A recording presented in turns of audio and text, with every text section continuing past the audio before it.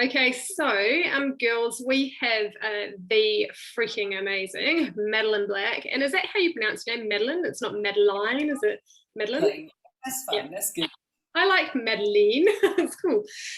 So we have Madeleine Black here, and she is just an amazing woman. I met her on a summit that we did just a little while ago, a week or so ago, and she has this most amazing story about surviving.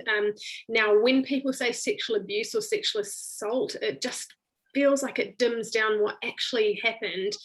What happened to Melon is she was brutally and horrifically raped at a really, really young age.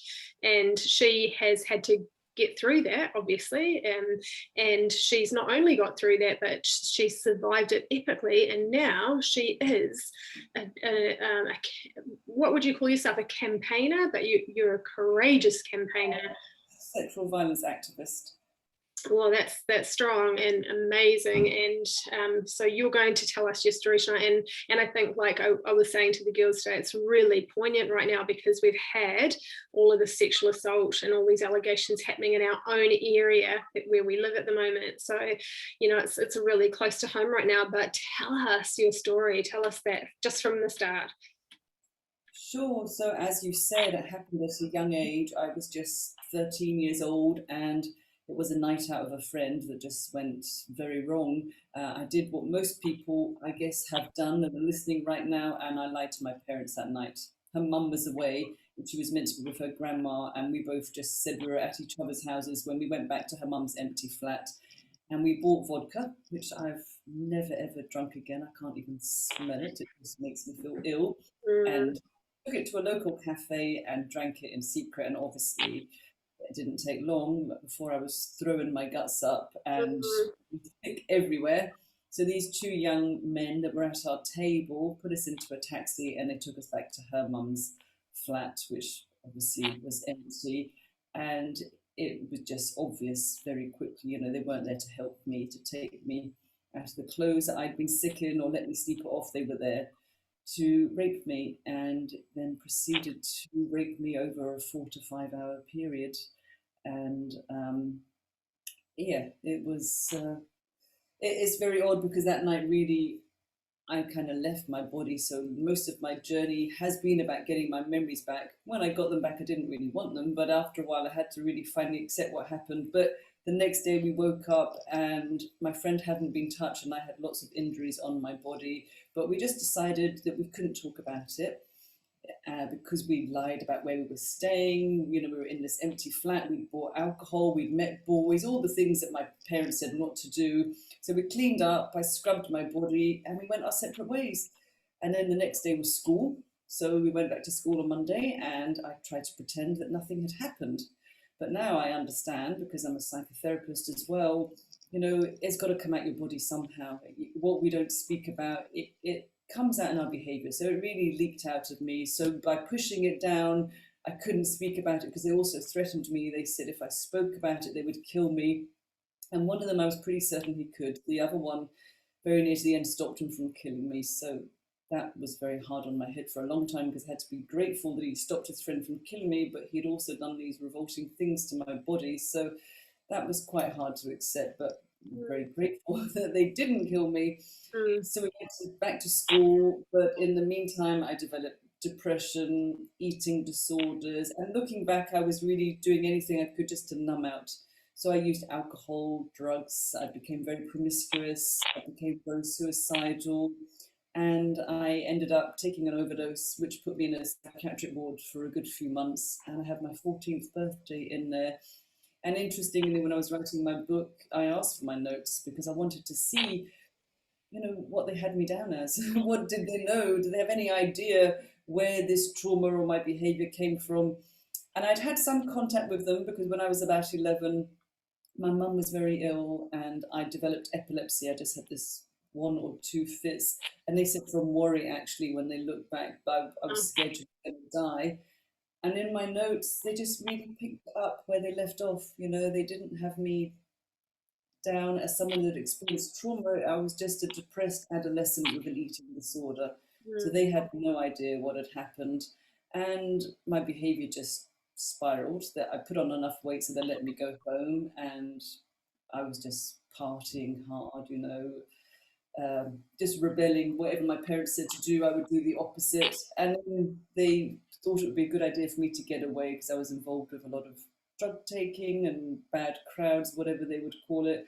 And I went to Israel for a year, and it was there I met my husband a few years ago, about 38 years ago this summer. Oh my God. Just a few. And, he just was the first person that I really felt safe with. And I came back to the UK, and obviously he asked me to marry him about 30 odd years ago. And my healing journey really started when I reversed my decision to become a mum, because initially I told him I would never become a mum, because in my head I thought that was going to be like being raped again. And I just thought the easiest way around that problem is just don't do it. I just avoid it, because I thought there would be men at my cervix and my feet would be in stirrups. All these notions I had about childbirth, which was far from that picture I had in my mind. And so that really, when I reversed that decision, I just thought my best revenge was not just to be a mum, but to live my life as well as I can, just refusing to be identified, by what had happened. So I went on to have 3 girls, which I thought that was it. Looking back, I can see we can convince ourselves of anything. We can tell ourselves we're really okay. But I was a bit like, I guess, a swan, upstairs, everything looked calm and in control, but underneath my feet were paddling like crazy, just trying to keep up with this mask that I wore, that pretending I was okay. I was like the perfect mum, the perfect homemaker, the perfect wife, but actually it was all a facade. Because underneath I was still terrified. There was still so much fear. I still had so many phobias and insecurities, fears, and my opinion of myself was really still not great. I really believed that I was a contaminated, worthless, dirty, less than person because of the impact of the trauma. And it was really studying psychotherapy, doing tons and tons of personal development courses, and my eldest daughter, Anna, turning 13, but all of the memories returned. And I just thought I was going mad because, if it had been that bad, I would remember it, really. That's what I was telling myself. And I'd also worked for many years, like at Women's Aid, 14 years at Women's Aid for domestic abuse, and I'd worked at Rape Crisis for 6 years. And I convinced myself, well, I must have just ingested all of their stories, and I've just made all this up. I was just refusing to believe what I was being shown. And I really saw after a while, for about 3 years, I went back to therapy, I could drive myself crazy. My denying it was actually becoming worse than the memories and the pictures themselves. And I had to find a way to accept it, because I could drive myself crazy, but it took 3 years of constant, this can't be true. I know it really was the shame, because I thought that if I accepted it, it was a reflection of me, as if somehow this said something about me.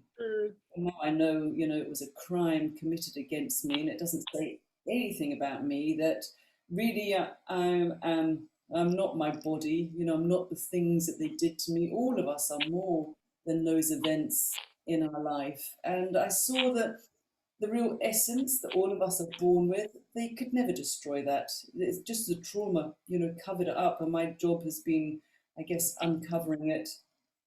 And yeah, it was really, I guess, at the end of those sessions that my therapist said something that completely flipped everything around. He said to me, maybe they weren't born rapists, these men. And I was really, really just so angry to start with him, how he could say something so ridiculous to me, because I thought they were animals. I thought they were really, they weren't really developed as human beings in my head. They were, something was really wrong with them. But he really planted this seed in my head, which just grew and grew and grew. And I just wanted to understand, how could 2 young men who weren't really a lot older than me, maybe they were like 17, 18, how did they know that to be so violent? Where I worked in Glasgow as a counsellor, my manager there, Anne, used to be a midwife, and she said something to me which I always remembered, that she told me she had delivered thousands of babies and she never met an evil one. And when I think about that, that statement to me is so true. You know, I think we're all born this blank sheet, you know, this new start, and we get corrupted, we get conditioned by life. And it's not excusing what they did, but somehow I felt compassion in my heart, which if you told me that years ago, I would never have believed it, because I hated them and I plotted all these fantasies. But I saw that anger and that hate and that revenge, just, it was really harming me. They had no idea about it, that it was harming me, my kids that I struggled to have, my friends, my family. And I saw that if I really wanted to cut all ties with them and to cut the chains, that I could choose to forgive them. And I'm not a forgiveness preacher. I don't tell people they have to forgive in order to heal, because there's many, many paths to that journey. You know, this is just the path that I chose. And I'll never forgive the act of rape, because it is a total violation on your body, your mind, and your psyche. And it affected me for years. I mean, I'm now 55, so this is way over 40 years ago it happened to me. And it has been a massive journey. It's not an overnight fix. If anybody's listening that's been in a similar situation, it is a marathon. You know, it's not a sprint. It takes a long time to remove these layers and layers and layers of trauma that, you know, affects us after we've been through an incident like that. Mm. But forgiveness was really, I guess, an act of self-love. It was an act of self-compassion, and it was a choice. You know, I could stay stuck in my victim mode, or I could just choose, and it really allowed me to just to let it all go, just to, yeah, be free from those ties that connected me to them. But it has been a process. I didn't get here easily. You know, it's a ton load of therapy, not just talking therapy, lots of body work as well, lots of alternative therapies, just working it, just refusing to be identified. I knew that I could clean this up. There was had to be a way through it. I don't know where that thought came from, but something always drove me just to clean up, to drain my swamp. Mm.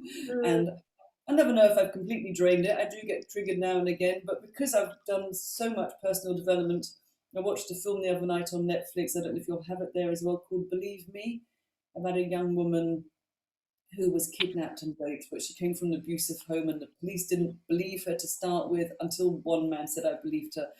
And in the beginning, it kind of took my breath away, but because I've done so much work, I can just say it's okay. It's a film. It's not happening now. Just ground yourself, breathe.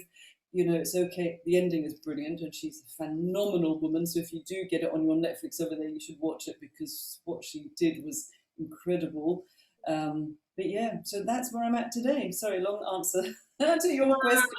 I know, but and I have heard your story before, and so it's kind of cool because now I can pick it to bits a little bit. Because one of the things that I thought when I first heard your story was like, I wanted to stop and say, but what about this and what about that? You know, I wanted to interject, ask you. But that's good because I actually dived in and I looked at some of your, you know, your page and your book and all that sort of thing, and I found out a few little things. And so a couple of things that interest me. Well, first of all, I just imagined or assumed that these boys who took you home were grown men. I thought they were adults because what they did was so, you know, it's so hard to believe that kids, because they were really just kids, that they could be this aggressive and this brutal and this horrific to you. Like, what, these boys were American students. Hey, had you ever known them before? Had you ever met them before? Did you know where they came from? I knew one of them. One of them actually lived next door to a friend of mine in class, and I didn't know the other one. They were sons of diplomats. So people think that, you know, rapists only come from low-income houses or, you know, bad areas. It's rubbish. Anyone, you know, we potentially, if we all as women know someone that's been sexually harassed or attacked, we all know rapists as well. Amazing. And so we were just having a brief chat before we came on the Zoom, and we talked about how in school, you know, kids, there's all sorts of things going on in schools now, and some of our local schools are experiencing some really horrific things. And you mentioned that, you know, even when we were little, boys used to walk around with little mirrors on their shoes, and remember the old flinging of the bra straps and things like that.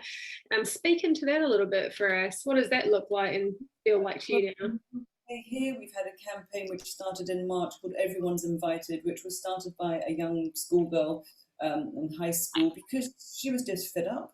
You know, it's just so normal for girls to be sexually harassed at school. So she started this campaign, and she just asked everyone who's ever been harassed at school in sexual nature to just share their story. And since March, they've now had 15,000 people anonymously, survivors, share their story. So there's now been an Ofsted inquiry, which is our board for governing schools. And it's like 200 or more schools in London, top schools, private schools, you know, have had so many incidents and they're not taken seriously. You know, girls will complain to the teachers, the head teachers, and it's just brushed under the carpet because they don't want to bring shame to the school, or they don't want to, you know, blacken the good name of the private school. But it is prevalent. It is just everywhere. And even on our news last night, a friend of mine who I know is a survivor, you know, the prosecute in Scotland, they call it the prosecutor fiscal, that they'll look at some cases and they'll decide that they're not worth, you know, going ahead. So her case was going ahead, and then they decided there wasn't enough evidence, and so they apologized to her, but she said, I don't want apologies, I want action. I want you to open up these cases. You know, they'll take away her mobile phone for 2 years to gather evidence and look at her social media, all of this. So we need to put the emphasis on the perpetrator, not on the victim, because the UK, the statistics are so low, such a small percentage of cases that actually make it to court and end in a conviction. It's the lowest ever for prosecution of rape cases, which is ridiculous because the numbers are just going up. And is that why it continues to happen, and worldwide as well, that, you know, like young girls, they're getting, you know, going to parties, school parties, and they just it's almost like the expectation is that at some point in the night they're going to have to fend off a predator, and they're just like, oh, it just seems to be like normal now. Oh no, go away, I don't want you to rape me, you know. It's like, what? How? So is it just become normal? Do these boys just think it's okay because they can get away with it? Is there just not enough, you know, legally, is there not enough anything that can be done to scare these kids?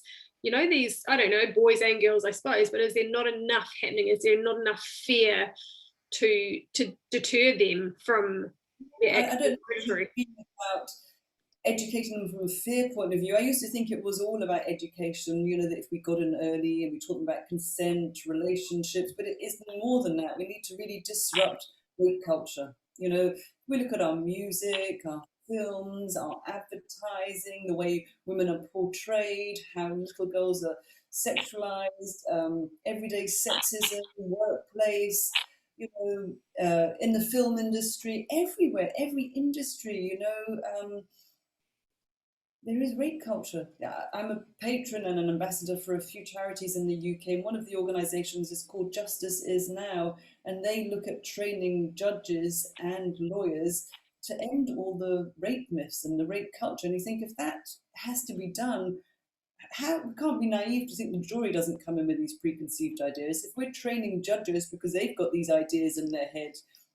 There was a famous case in Ireland where a judge said to the woman, well, you were wearing lacy thongs, what did you expect? You think, well, if he's got down to her underwear, you know, he's obviously got the wrong intention, and lacy thongs do not cause rape. 100% of all rapes are caused by rapists. It was nothing to do with my underwear, my outerwear, my alcohol I drank. It came down to the fact these two men chose to rape me, and that was it. So we really need to look at society, culture, disrupting rape culture, all of it. You know, it is, you know, sometimes it just feels like it's not much different to when my mum was working in an office. My mum said it would be very open, that your boss would grab you, sit you on his knee and pinch your bum, and you think, actually, has really that much changed?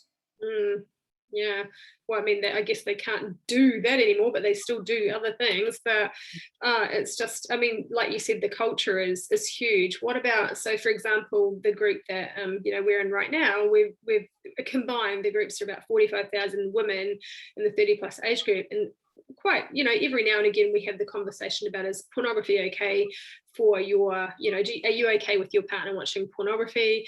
And it's pretty much a 50-50. There'll be 50% of women who are like, oh yeah, it's sweet as, and I watch it with them as well, and rah, rah.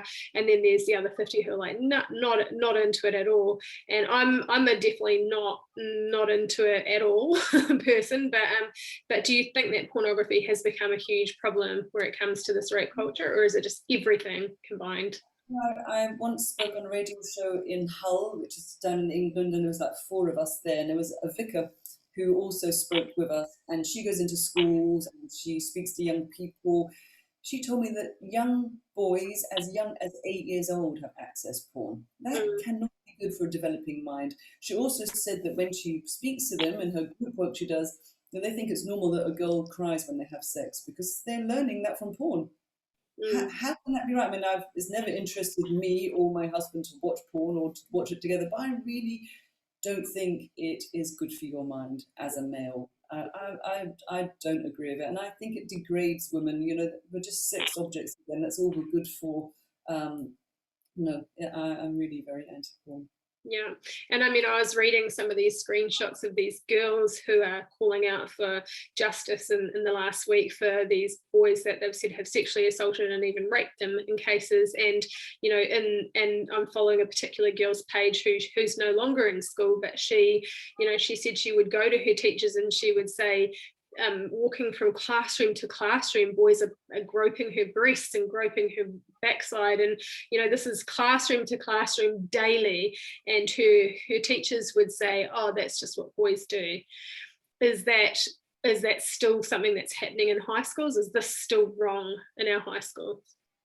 And then you know that message, boys will just be boys. And Yeah. that's rubbish. That's just excusing it, just not wanting to get involved and to really see it. No, actually, that is sexual harassment. That's Mm. assault. That really should not. You should be able to go to school safely without the fear of being harassed. Yeah, yeah, exactly.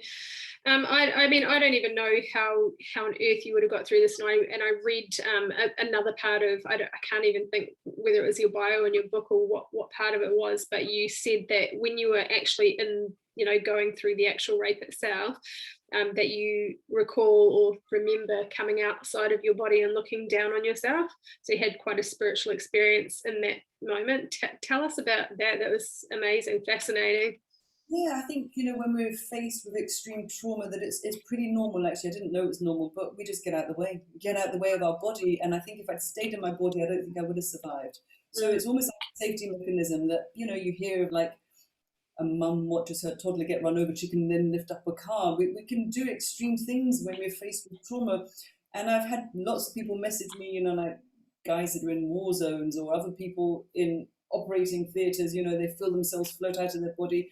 And it was very surreal and it really affected my recall for my memory because it felt so dreamlike because it kind of protected me, put me in a bubble. So I was literally on the floor, but then I was also up out of my body and I was watching it from the top of the wardrobe. I floated to the top of the wardrobe.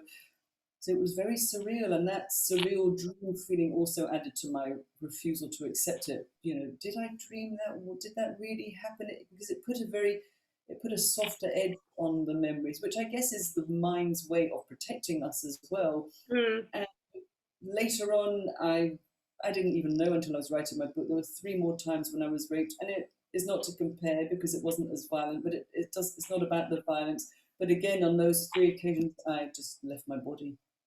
I was just watching the scene and I was there, but I was also there. So it's just something that the mind does. So for me, my journey, it was great it did it that night, but it left me out and I felt like I was out of my body for a long, long time. So my journey has always been to get back in, if that makes sense, to kind of get back home because I always felt I was just this empty space. You wow. know, renting a house with no furniture. Now I feel like I'm fully furnished. So I'm back in my body, if that makes sense. Yeah, Which that's has taken amazing. a while. Mm. So you say you started psychotherapy or you started seeing a therapist. How far along was it? How old were you when you started actually really working on yourself? Well, when I reversed my decision to become a mum, I thought I needed some help because I was so scared the process of childbirth and everything. So I went to see loads, and you know I could just look at them in the eye. I wasn't trained yet, and I thought you're not going to be able to hear what I have to say. You can't help me. And I eventually found a brilliant woman who did hypnosis with psychotherapy. But then many years later, when I was, my memories came back, I thought, it was just hypnosis. Maybe she's planted ideas in my head. So I use that against me. It's amazing how we sabotage ourselves. Oh, yeah. I did that bit to get pregnant and to, help with the childbirth. And then just more as I got older, I just saw that things were coming up. It would be okay for a few years and then I'd go back again. And it was really when I was at college that I decided I need to really just get rid of this weather that I was always carrying with me. It was always with me, every day. It influenced how I lived my life. I got in my car, pressed the buttons down, got to a car park. I couldn't drive further than one flight because I couldn't go in the lift in case it was a man. And, it just interrupted everything of my life because of the fear. But then I started this journey of, I guess, alternative therapies or body therapies, because I really was in a place where I couldn't trust my mind. It was just, I just couldn't believe what it was showing me. So I went for therapeutic massage. And the very first time I went, I could hear this person that was just shouting and screaming and fighting with the therapist. And I just thought, what a lot of noise, who is that? And then I saw it coming from me. And I was like, oh, heck. Wow. And that's when I learned that the trauma is really in our cells. It's really trapped in our bodies. And so for me to line everything up, I guess, to just integrate everything, my mind with my body, I had to really get back in touch with my body, because I was expert at numbing out. I'd frozen it off. I was disconnected from there. They didn't meet my head and my body at all. There was no connection.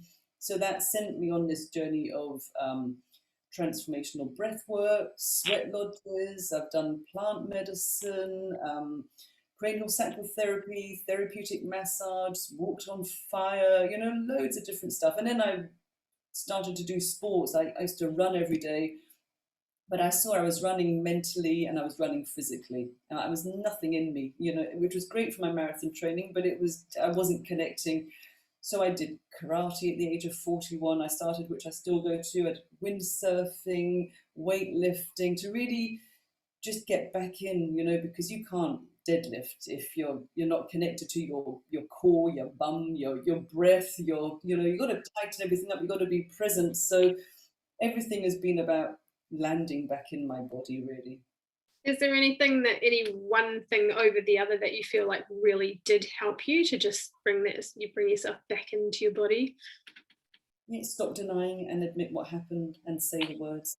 Speak it out loud. I couldn't even say rape for years. That even the word triggered me. Couldn't even say it. And then I became a therapist. And one day I walked into a supervision session, and someone had written therapist on the blackboard, and they put a line after the E, and it said the rapist, and that freaked me out. I couldn't. That's in my professional title, the rapist, and I was like, flipping it. I couldn't even say it. So to be able to say yes, I was raped. That was like, oh. That took a lot. Very hard. I actually follow a lady, and I listen to heaps of her podcasts and YouTube videos, and that I've been listening to her for years, and not because of this, but this is a part of her story. And she was raped over 200 times by her own father until she left home at 18. And so she was, just like you are talking about, just such a broken, absolute disjointed mess. And it was that whole thing about her story was so similar. It's about going through this whole entire journey to put the pieces back together, and it's not just that whole, like you're saying, landing in your own body, but it's forgiving yourself, it's loving yourself, it's it's all that whole trauma. There's just so many elements of it, and all of this was broken by one selfish act. One selfish act broke you completely and utterly for a lifetime. How is that happening in our society? How is it that it's not addressed like it should be? Like you go out there and you're, what did you say? You're called a sexual assault. What's your title? Activist, yeah. And so what are you like? How do you go out there and how do you speak out about it? We are a very immature species living on a planet, and we still have a lot to learn. Yeah, but how do we learn? I think the more of us that speak out, it will really help. And the numbers are rising. There's so many amazing women and men that I know that speak out and share their stories. And when, hashtag Me Too came out just after my book came out, which was brilliant for me, but it also showed you how there are safety in numbers, how many millions of people, all the countries in the world had their own hashtag Me Too India, Me Too China, just went viral because it is a global issue. It's not just UK based, New Zealand based, it is everywhere. But the people that spoke their story for the first time on the back of the bravery of other people, and I think that courage is contagious. It was me hearing someone else speak out that I thought, I could share my story too. And I think when we get to that stage, it's beyond us. I'm not looking internal anymore. I really, really see what my story can do for other people, because I really believe in the power of sharing stories, and also to show people, not just to help them break their silence, but to show them you can recover, you can grow through what you go through, and you can have a great life. People assume that you'll be broken into a million pieces forever, but it's not true. You can have a fantastic life. If anything, it has taught me immense gratitude, because one of them, made about 3 attempts to kill me, and I'm so grateful now that I'm here and I'm going to live my life. That's my revenge is just that I'm going to live it. Life is too short. If we look at the world, how many billions of years we've been here, I'm only here for about 10 nanoseconds. So what are you going to do in those 10 nanoseconds? I want to enjoy my life. I want to live it. And I don't want that to interfere with my life anymore. Tell me, so for a lot of these girls this week that have come forward with their stories, even in my own group, everybody, most people are 100% supportive, but then there's the few who are saying, look, it's naming and shaming these boys, and until they've been actually prosecuted by the police, you shouldn't be saying anything. But then we understand we have a huge problem with them getting prosecuted, and we have a huge problem with, some of these girls are now getting death threats. So the boys were getting death threats to begin with, and now the girls who have come forward are getting death threats now. So what I wanted to ask you is actually, I know you didn't tell your parents, and you didn't tell them for quite some time, did you? So what scared you? What made you not tell your family? They told me they would kill me if I spoke out. And after some of the things they'd done to me, I thought, yeah, one of them, without a doubt, I'd looked in his eyes and I thought, he could. He absolutely could. And I think it's a shame as well, it just silences you. Like I said before, that this is a reflection of me. People would look at me how I used to look at myself, that I was disgusting, I was worthless, I wasn't good enough. It would only happen to me because I must have been evil, or something was really wrong with me. And I really couldn't understand in this lifetime what I had done wrong. I thought maybe in my past life, I was going back hundreds of years, I must have done something to deserve this. This was a punishment. I must have been a murderer, or I concocted all these weird ideas. I still couldn't come up with the answer until eventually I thought, no, the blame lies with them, nothing to do with me. I was just this naive 13-year-old girl who got drunk and trusted 2 people to take me home. And that was it. Wow. That was it. And so when you did tell your parents, I know you even had a story about that. I know your dad 100% believed you, and your mum went into her own trauma as well. So talk to us about that. Yeah, I discovered, which I didn't know, it took till my dad died and they were married 40 years, that as an 8-year-old girl, my mum had been raped by her neighbour. So every time my grandma would send her to play with her friend, my mum would say, no, I don't want to go. This man, her friend's dad, would rape my mum. Wow. She was able to tell her brother, my uncle, and eventually he was charged. And he was actually put in prison because he was also abusing his daughters. But my mum's family, they just packed up, moved away from the area, and they never spoke about it. So when I'm confronting her, she's just silenced all that trauma. And she couldn't say anything because my dad didn't even know. And she really is my hero. She had 5 of us. I might have had a shitload of therapy, and I'm lucky I can pay for it. Privileged, I understand that. My mum did nothing, nothing. And she's now 81. And she said, it's only now I realise it wasn't my fault. And you think, all those years carrying that. And even now when she speaks to me about it, the good thing is she never told my dad, but she remarried after he died. And she did tell my stepdad, which is a huge huge step for her. And that comes when she said, you know, I couldn't be as brave as you, but she allowed me to put her story into my book. I said, well, that is very brave as well, Mum. You know, you're sharing your story through me. And she told my stepdad and told my brothers and sisters. And yeah, she's pretty awesome, really. So you were pretty much the catalyst to her healing journey as well, which is blooming amazing. But it's not nice that you had to go through that. I mean, though the weirdest thing, and it's kind of it's almost the irony of it, but some of the most amazing, actually all of the most amazing women that I know have been through really horrible and hard stuff. And it's like, you know, and actually, I'm pretty sure that all of them would say that even though what they went through was just horrific and horrible, if they had to turn back time and change that, would they? I don't know, because, you know, it's what's made them so powerful and made.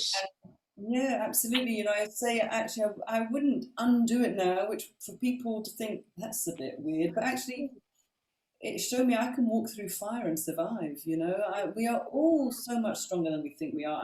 I'm not superhuman.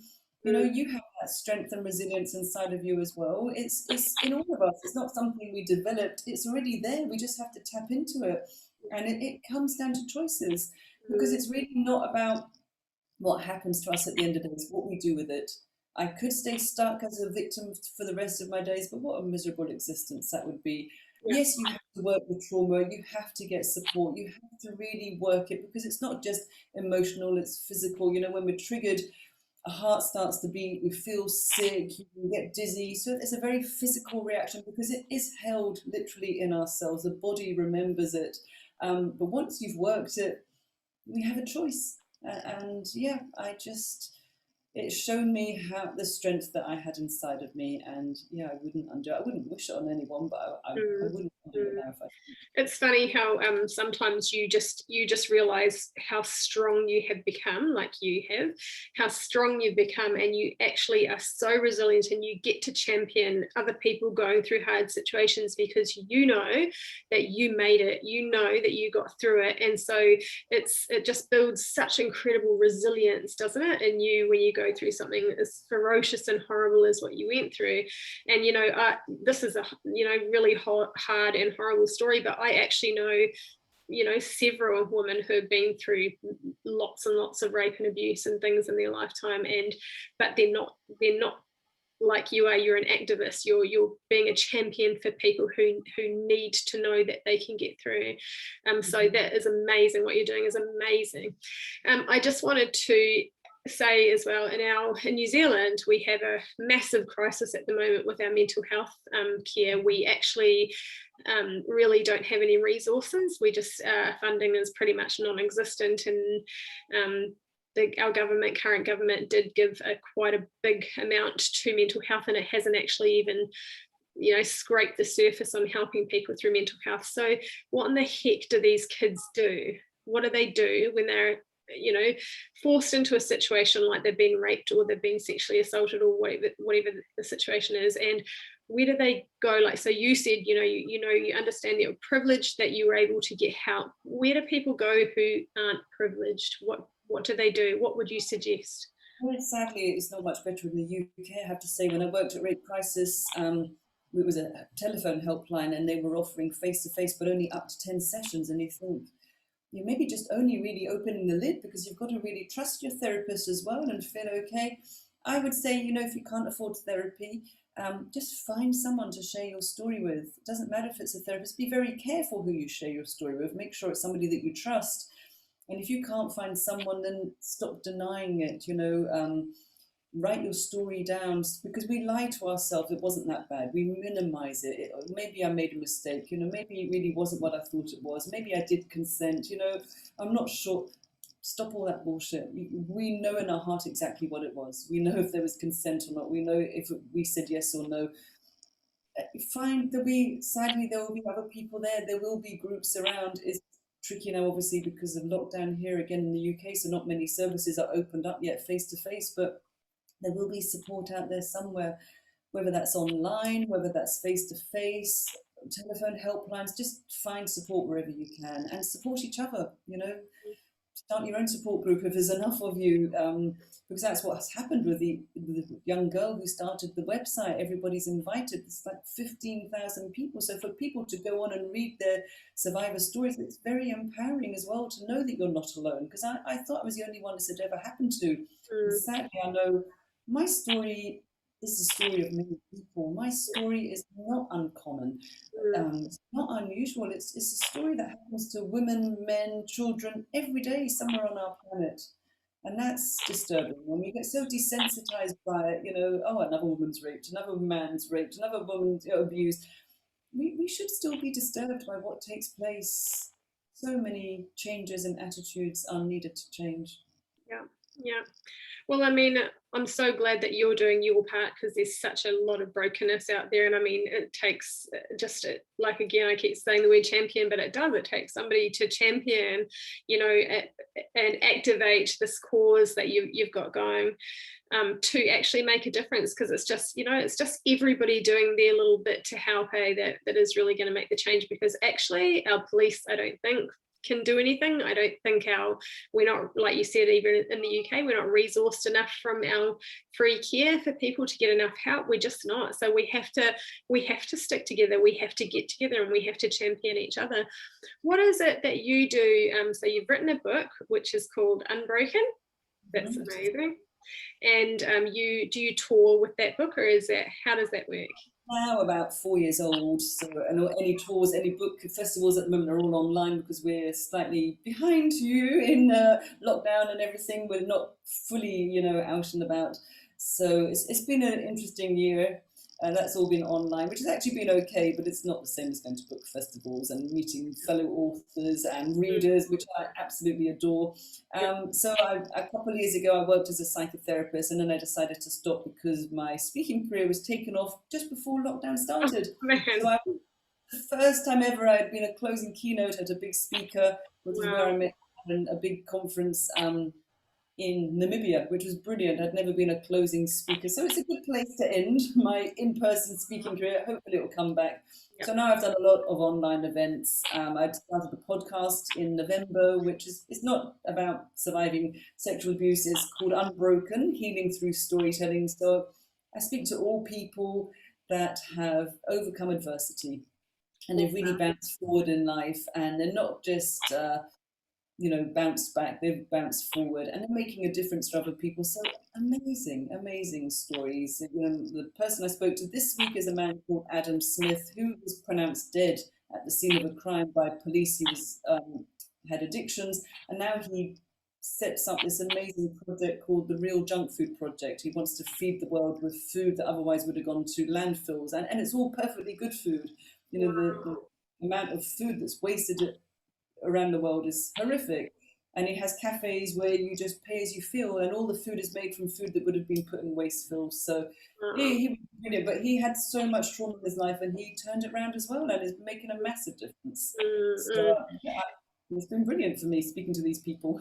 Being online, actually, it's so powerful. I never would have known you or met you or anything if we had not have had lockdown, and we had not have had all these connections. We would not be having this conversation. And just so you know, my group was birthed out of adversity and trauma and pain as well. So it was an accident that it turned out to be as big as it was, but yes. And so now I get to interview amazing people like you into the group, and you help. There's so many women in my group who have been sexually assaulted and abused, and are still struggling through it now. So I get to facilitate this conversation, which I feel like is so powerful and amazing. So I'm kind of somewhat glad in some parts for lockdown. Not really, I'm not loving it, but I am seeing the power in it. So it's been amazing. Yeah, it's really had positives as well. It's not all been negative. Yeah, totally. So now you have so you've got, let me do this later once we've finished this Zoom, but I'll connect some links to you've got a book for sale. Is it on Amazon, or where is that? On Amazon. It's called Unbroken. It's about 5 years old now, but yeah, it's still around. And hopefully, I think this October I'm going to be Italian, so that's quite exciting. Awesome. It was an audible book as well at the start of lockdown. That happened as well, so I'm an audio now as well. Oh, that's so cool. Okay, well, I'm going to link a few places where that people can find you and find your story and find out a little bit more about you. And maybe after this call, you can give me the link for the group that people can follow as well to tell their story on, because that would be pretty powerful as well, eh? Sure. Thank you so much for coming along. I so appreciate you, brave and strong woman. And it's so amazing how many brave and strong women there are in this world. And it's such a privilege to be able to speak to you. So thank you for coming. Welcome, and thank you for staying up late as well. I know it's late over there. I've got a million children and they're all still up, so I can't do anything at the moment. Okay, thanks, Madeleine. I'm just going to close the Facebook and I'm going to talk to you in a second.